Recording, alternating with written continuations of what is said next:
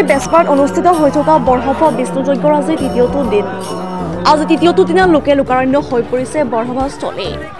উল্লেখযোগ্য যে প্ৰতি 12 বছৰৰ মূৰে মূৰে মঙ্গলদৈ বেজপাৰাত অনুষ্ঠিত হৈ আহিছে এই বৰসভা অৰ্থাৎ শ্ৰী শ্ৰী মহাবিষ্ণু যজ্ঞ। 1916 চনতে আৰম্ভ হোৱা এই বৰসভা বা বিষ্ণু যজ্ঞ এইবাৰ 10ম বৰ্ষত ভৰি দিছে। 5 দিনীয়াকৈ অনুষ্ঠিত হ'বলগীয়া এই অনুষ্ঠানতো অহাকালি অৰ্থাৎ 24 ফেব্ৰুৱাৰীতো হোম যজ্ঞ অনুষ্ঠিত হ'ব। এইবাৰ 1 লাখ হোমৰ আহুতি দিব এই যজ্ঞত, য'ত উপস্থিত থকাৰ কথা আছে মুখ্যমন্ত্ৰী হিমন্ত বিশ্ব শৰ্মাৰ। News desk report is 24/7।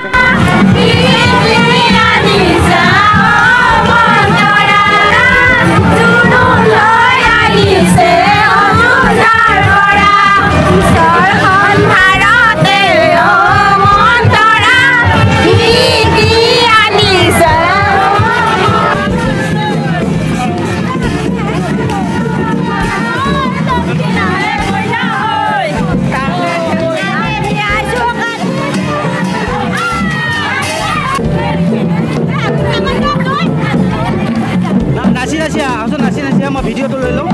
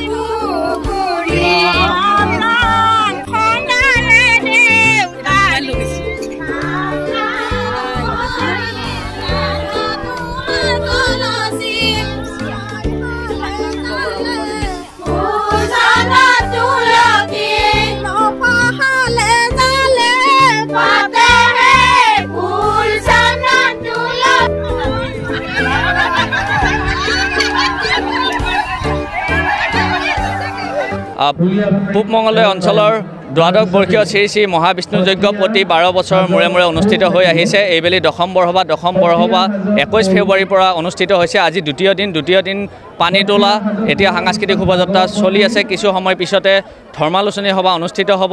এই সাংস্কৃতিক শোভাযাত্ৰা সমন্বয়ৰ বাৰ্তা লৈ আমাৰ এই বেজপাৰা বৰপথাৰৰ পৰা সনাতন ধৰ্ম সভালৈ ৰাওনা হ'ব। ঠিক তেনেদৰে সন্ধিয়া সাংস্কৃতিক অনুষ্ঠান হ'ব। ব্যাপক সাংস্কৃতিক অনুষ্ঠানৰ জৰিয়তে এই 5 দিন ব্যাপক আয়োজন হ'ব। চতুৰ্থ দিনা আজি পূৰ্ণাহুতি হ'ব। সেই পূৰ্ণাহুতিত অসমৰ সন্মানীয় মুখ্যমন্ত্ৰী ডক্টৰ হিমন্ত বিশ্ব শৰ্মা উপস্থিত থকাৰ কথা আমাক আশা দিছে।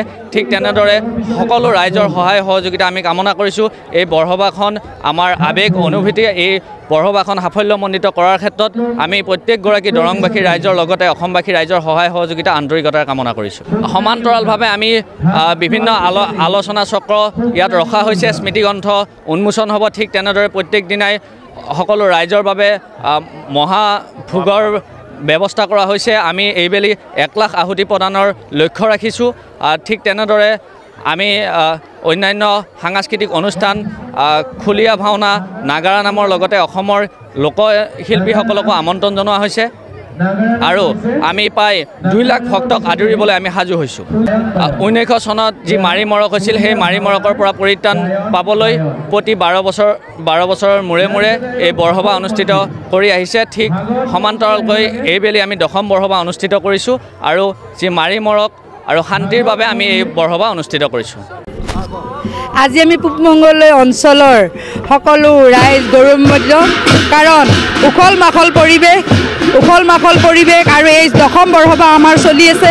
এই 10ম বৰসভাত আমাৰ কাৰ্য যোৱাকালি আমাৰ 20,000 অধিক মানুহ হৈছে আজি আমি 50,000লৈ আশা কৰিছোঁ আৰু এই মন্দিৰটো বহুত মাহাত্য আছে আজি প্ৰতি 12 বছৰৰ মূৰে মূৰে আমাৰ এই বেদমন্ত্ৰৰে আমাৰ আকাশ বতাহ কঁপাই তোলে আৰু এই বেদমন্ত্ৰ উচ্চাৰিত এই বিষ্ণু মন্দিৰ আমাৰ জাগ্ৰত হৈছে আৰু যিয়ে যি ভাবে মনৰ আশা তেওঁলোকৰ মনোকামনা পূৰ্ণ হয় আৰু শ্ৰী বিষ্ণুৰ চৰণত আমি 12 বছৰৰ মূৰে মূৰে এনেকৈ উখল মাখল পৰিৱেশৰে আমি বেদমন্ত্ৰ উচ্চাৰিত কৰি আমি পূজা পাতল কৰোঁ আৰু এই পূজাত আমাৰ ভগৱান শ্ৰী বিষ্ণু সন্তুষ্ট হৈছে আজি আপুনি দেখিছে পুষ্পবৃষ্টি হৈছে আমাৰ অগ্নি সূৰ্যৰ পৰা অগ্নি আনিছে গতিকে আমাৰ কাৰণে ইয়াতকৈ আৰু সুখৰ খবৰ একো হ'ব নোৱাৰে আমাৰ এই যজ্ঞ পূৰ্ণাহুতি হ'ব 24 তাৰিখে আজিৰ পৰা আৰম্ভ হৈছে পূৰ্ণাহুতিৰ দিনা আমাৰ 1 লাখৰো অধিক মানুহ হ'ব বুলি ভক্তৰ সমাগম হ'ব বুলি আমি আশা কৰিছোঁ আৰু ভক্তসকলৰ কাৰণে আমি যি আপ্যায়নৰ ব্যৱস্থা যি মহাপ্ৰসাদৰ ব্যৱস্থা সেইসকলৰ কাৰণে কৰা হৈছে আৰু যিসকলে আহিব দূৰ দূৰণিৰ পৰা তেওঁলোকে যদি থাকিবও খোজে থকাৰ কাৰণেও ব্যৱস্থা আছে মুঠতে আমি যেনেকৈ প্ৰস্তুত হ'ব লাগে এখন যজ্ঞৰ বাবে বা মহা মানে যজ্ঞৰ বাবে সেইখিনি আমি প্ৰস্তুত হৈছোঁ